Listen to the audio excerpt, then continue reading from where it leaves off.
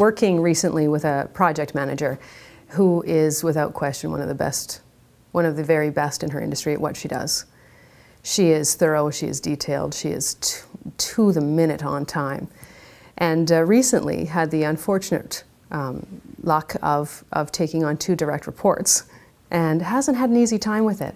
She and I had an opportunity to talk a little bit about her role in leadership and her unique brand within leadership. And I said, what's the biggest difficulty that you're facing right now? And she says, well, they just don't perform to my standards. And I said, oh, okay, interesting.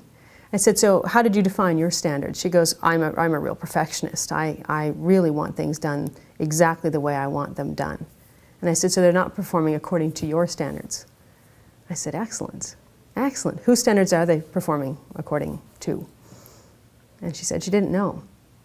And it was interesting. I said, so what assumption are you making about this, about where their standards are relative to yours? And she said, well, I'm assuming that their standards are lower than mine. And that's an interesting assumption. I said, well, what fact do you have to back that up? And she said, well, I don't know. The fact that they're not finishing things the way I am. And I thought, now this is an interesting opportunity.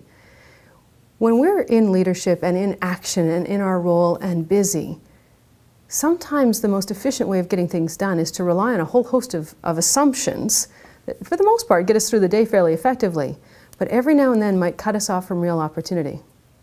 So I asked her, if we relieved you of the assumption that their standards are lower than yours, would it change the way you led them? And she said, probably. I said, how? And she said, well, the first thing I might do is ask them where their standards of excellence were.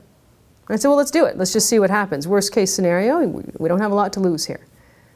When she went forth and asked them where their standards of excellence were, indeed they were in places she could not have imagined. They were strong. They were high standards of excellence. They wanted to perform optimally. And they felt like they couldn't meet her standards. But hers were arbitrarily drawn by her. They were a function of her assumptions. At the end of the day, every time we go into a dialogue with anybody that works with us, we've got to do a mental inventory of what assumptions are shaping the way that we roll into that conversation. Because they won't just shape our side of that conversation, they will also color the other side of that conversation. And if we're not fully intentional about that, if we're not fully prepared for the consequence of that, we can constrain organizational performance by not allowing others to express their own excellence in their role, in their way. It might not be better or worse than yours. It might be about what's powerful for them.